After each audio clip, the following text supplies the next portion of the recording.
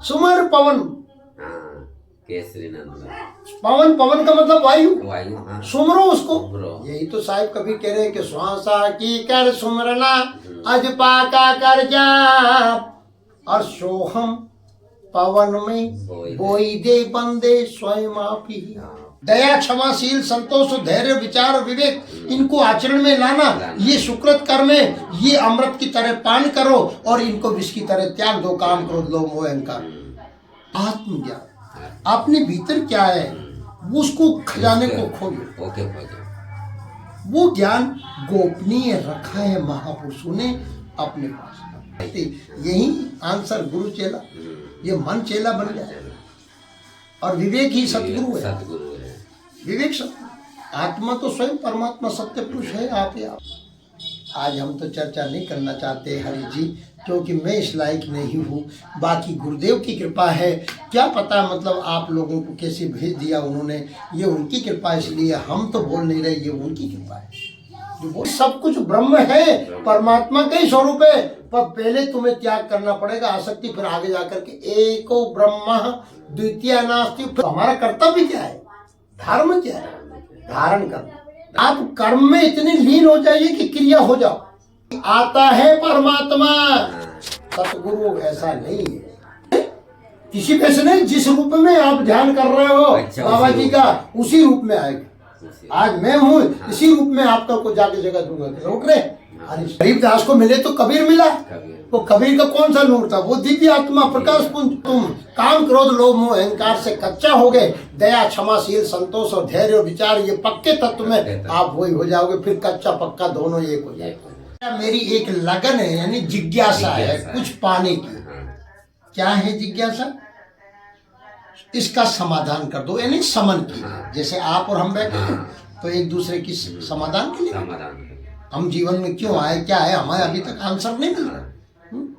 तो ज्ञान प्राप्ति कैसे की जा सकती है, मुक्ति का उपाय क्या है, और वैराग्य कैसे प्राप्त होगा, ये 3 प्रश्न हर मानव के।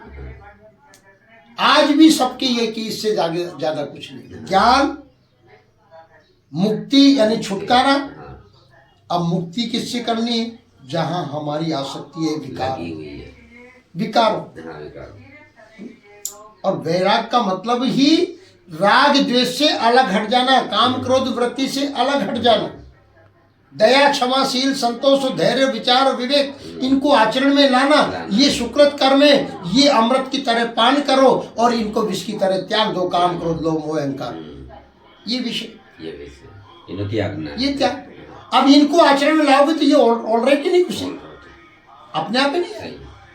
मस्तिष्क में मन एक ही काम करेगा ना, दया आएगी तो क्षमा भी आएगी, क्षमा आएगी तो शील आएगा, शील आएगा संतोष होगा, संतोष होगा तो धीरज होगा, विवेक होगा, विचार। ये दैविक संपत्ति है और ये आसुरी संपत्ति है। काम, क्रोध, लोभ, मोह, अहंकार, राग, द्वेष, छल, छिद्र, कपट, ईर्ष्या, वैमनस्यता, द्वेषता, ये और कई अनेक। पर इनसे अब बचोगे किस, ये गुरुदेव कहते हैं। तो आज भी मानव अनादि काल से, अनादि काल से, जिसका आदि अंत मध्य नहीं, जब से हम यही भटक रहे हैं, और मानव भी भटक रहा है, क्योंकि अनादि काल से ज्ञान, मुक्ति और वैराग्य की शाश्वत खोज की लगन तो है, और इस मार्ग पर चलता भी ये विचार जीव जो भी बता देते। अनवरत अनुसंधान आज भी खोज रहा है आत्मज्ञान। अपने भीतर क्या है उसको खजाने को खोलो। वो ज्ञान गोपनीय रखा है महापुरुषों ने अपने पास।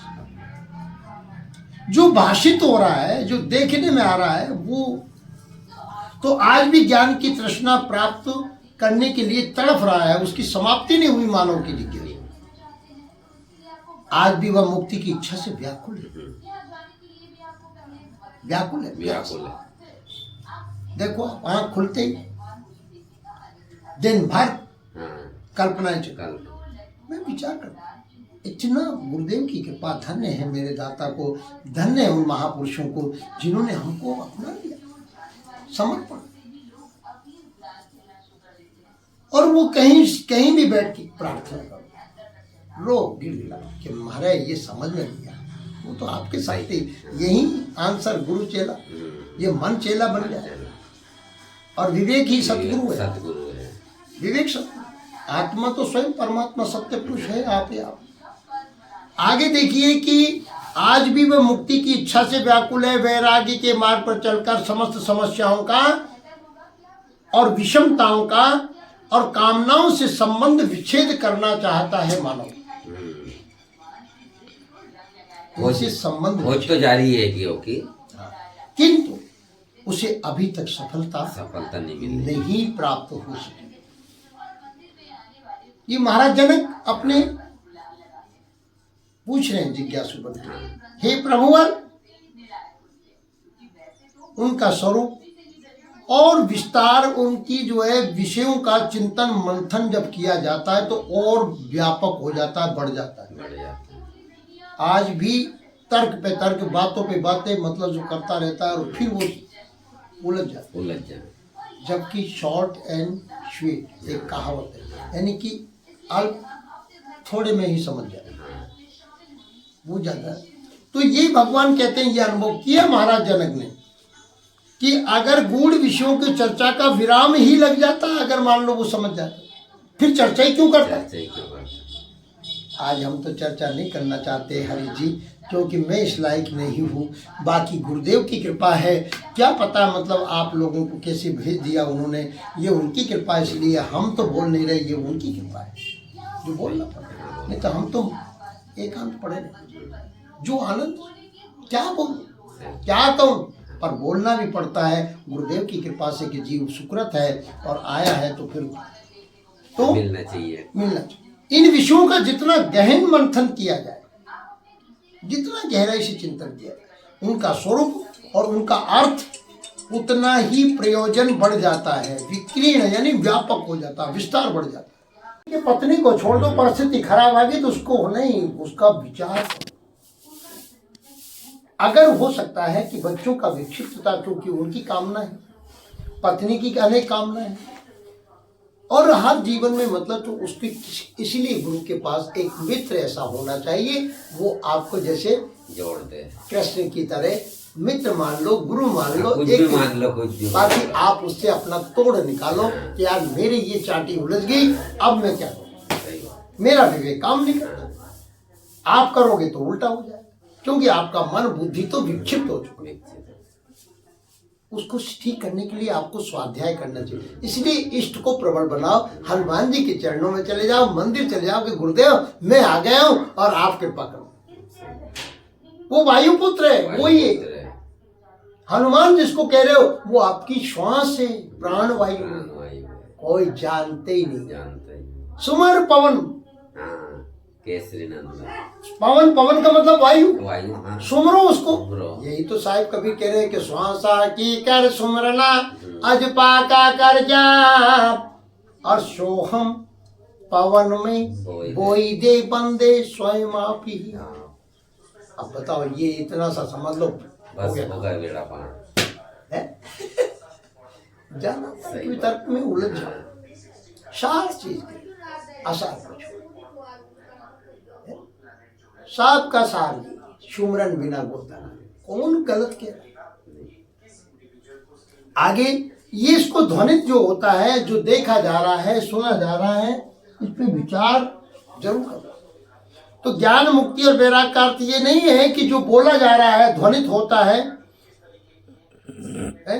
इनका अर्थ तो बहुयामी है, विशद, वो ये तम है, विशद है, ज्ञान अनंत है, हाँ कोई पार ही नहीं उसका ज्ञान का। तो और मुक्ति क्या है, इस पे भी थोड़ा गहन सा। मुक्ति शरीर से मोह हटा देना, अच्छी बात है, पर आसक्ति छुड़ा देना, घर बार में आसक्ति नहीं, ये सब कुछ ब्रह्म है, परमात्मा का ही स्वरूप है, पर पहले तुम्हें त्याग करना पड़ेगा आसक्ति, फिर आगे जाकर के एको ब्रह्म द्वितीय नास्ति, फिर संत यूं कह देंगे कि उन्होंने के दोनों एक। जब समझ जाओ फिर क्या, किसको त्यागूं और किसको छोड़ूं, किससे कहूं और किसको नहीं कहूं, किसको सत्य कहूं और किसको असत्य कहूं, तो कर्तव्य को नहीं, तो हमारा कर्तव्य क्या है, धर्म क्या है, धारण करना। धारण करना। जो गुरुवाणी है, वेद है, शास्त्र है, महापुरुष है, उन्होंने पे विचार करो तो यथाशक्ति थोड़ा अभ्यास करो कि उसको आचरण में लाओ, कि सत्य बोलना, सत्य बोल। सत्य देखना, सत्य सुनना है।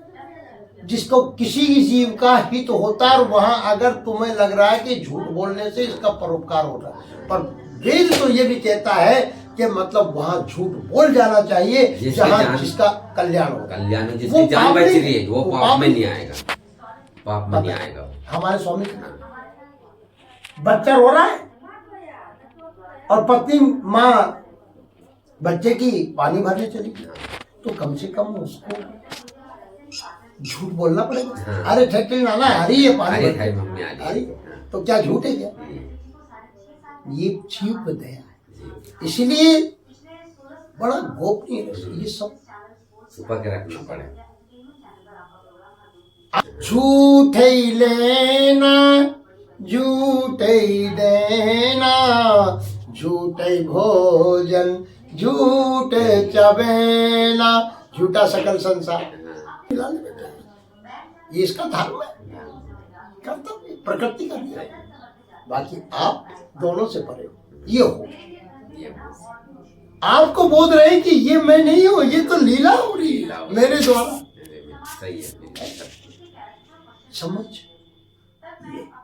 तो आगे कहते हैं गुरुदेव है, जो बोला जा रहा है, ध्वनि जो हो रहा है और इसका बहुआयामी विशद है, तो ज्ञान के स्रोत तो अनंत है, असीम है, जिनकी कोई सीमा ही नहीं।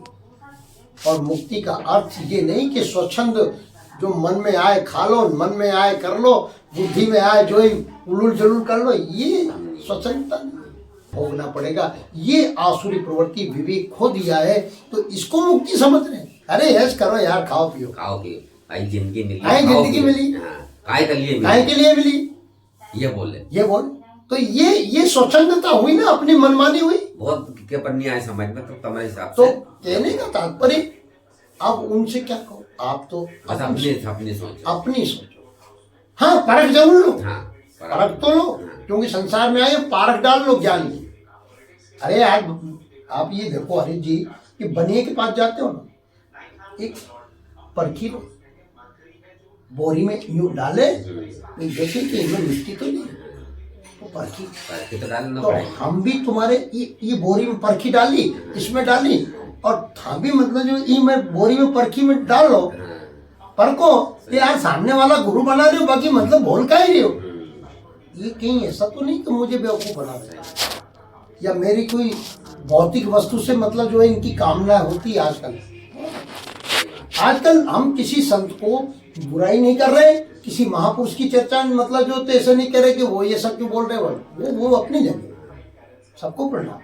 पर हम तो परखी डाल, ये बोरियां ही हैं, ये मकान है, ये शरीर है, इसमें ज्ञान क्या है वो वाणी से पता लगेगा, नेत्र से पता लगेगा, क्रिया से।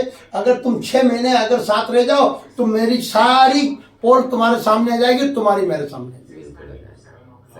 कि ये लोभी है, लालची है, चरित्रहीन है, क्या ऐसा है, पूरी मालूम पड़ जाएगी डिटेल उसकी। इसलिए संगत करो, बाकी इतनी जल्दी प्रभावित मत हो जाना। हमको भी आप अभी परख, जितना परखो। और गुरु वही है, कभी नहीं कहता कि मैं तुम्हारा गुरु हूँ, आप मेरे चेले बन, नहीं, आप तो हमारे मित्र हो, हमारे बराबर के हो, आप तो भ्रमण करो, परखते चलो, और सहज में मुक्ति। मुक्ति क्या है? कोई ऐसी चीज नहीं है जो कि कानावाती कुर के मुक्ति जब आया मैं कर दूंगा तेंगू। अरे उसको समझ पे दो, कहाँ बन रहा हूँ, मेरे विचार क्या आ रहे हैं, कहाँ मेरी आसक्ति है।